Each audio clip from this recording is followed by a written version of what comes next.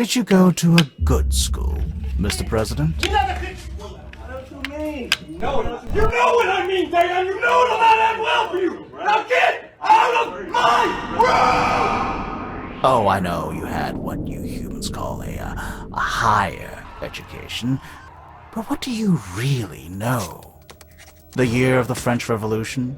What the powerhouse of the cell is? I've watched you so many galaxies away and am marveled by the systems you humans have established around the world. I laugh and pity the poor creatures in those block buildings of yours, and what you learn in those sad little schools. You see, as a ruler, education should be of the utmost importance to you. And no, I don't mean because you want your people to be intelligent. No. After all, you don't need no education, but you do well with some thought control. Because in schools, you are being handed fresh, untouched brains. Oh, what great opportunity awaits! These are fresh minds that can bend and learn your ideas, unlike the rotting, musty brains of the older generations. The opportunity to mold what and who in the world they hate, for instance, is an opportunity that must not go to waste.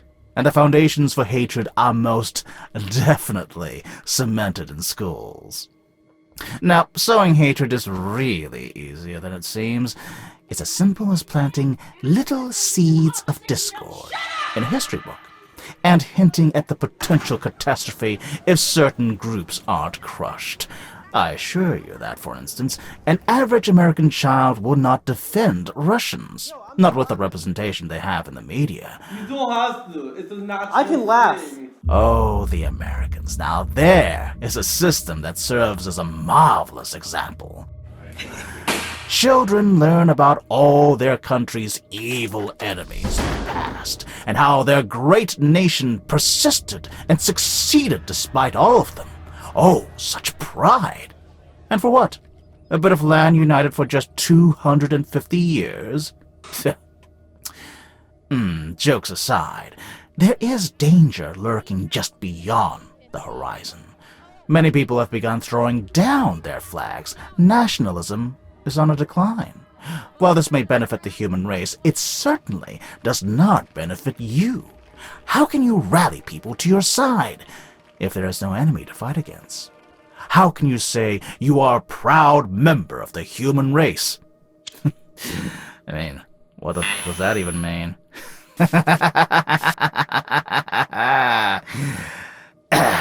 Well, it might not even be a real problem. After all, it seems that reverting to hatred is in human nature, and you, my sneaky little president, must bring out that hatred in a targeted way. But to do this, it is essential to bury original thought or protest against your ideals. Now to do that, it's best to distract. Exhaust their little minds on subjects that have no practical application in their lives. Since once exhausted, they'll be too tired to resist your twisted version of the subjects that do matter. I mean, their brains won't even work right from the inedible food in cafeterias. You will create rules so arbitrary and unfair that it will seem like you are pulling them out of a hat. Your schools will be underfunded, your teachers underpaid, the hours long and exhausting, the work endless and pointless. Oh, they might complain, of course, but then they will always be complaining about moldy cheese and dress codes, not what they should really worry about. Are sexist, racist, and classist. When was the last time you saw students demanding to be taught about ethics or human psychology? Yeah, never. And if they do dare to question the bigger issues, your perfectly Kafkaesque bureaucratic systems will make it almost impossible to make any real change. You see, as long as they remain mindless and distracted, it all turns out perfectly.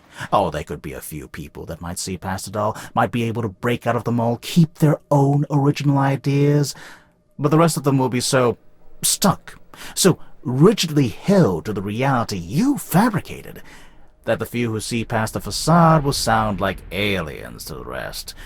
How very sad. I mean, who the hell would actually tell them what's going on?